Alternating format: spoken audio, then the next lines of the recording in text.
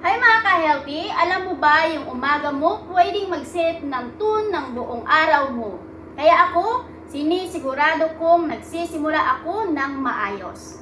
Pagkatapos ko magising at uminom ng tubig, diretso na ako sa healthy morning starter pack ko.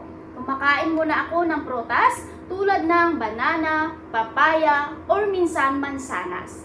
Light lang pero puno ng fiber and nutrients. Tapos after ko mag-almusal, umiinom ako ng aking natural supplements. Kadalasan sabay-sabay.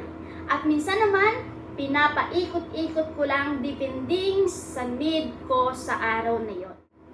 Malunggay capsules lalo pag feeling ko kulang ako sa energy or gusto ko ng dagdag iron. Turmeric capsules naman pag feeling bloated or medyo sumasakit katawan ko. Sobrang effective ng turmeric sa inflammation at muscle pain. Mangustin naman pag medyo nanghihina immune system ko. Antioxidant, boost talaga siya. At guyabano capsules naman kung gusto ko ng detox or pampalakas, gently lang pero effective, lalo na pagdating sa detox at overall wellness. Lahat yan galing sa Nature's Kind. Nag-research talaga ako bago ako nag-commit dito. Ang pinakagusto ko sa kanila ay hindi lang purong-puro yung product nila. Locally sourced pa yung ingredients na ginagamit.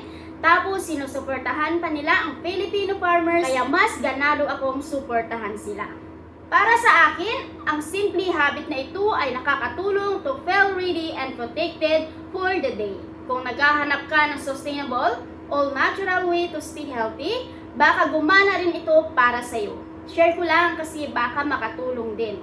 Nilagay ko sa yellow basket, kung sakaling gusto nyo rin itry, naka-buy one take one sila ngayon, kaya sana subukan nyo rin. Bye mga ka-healthy!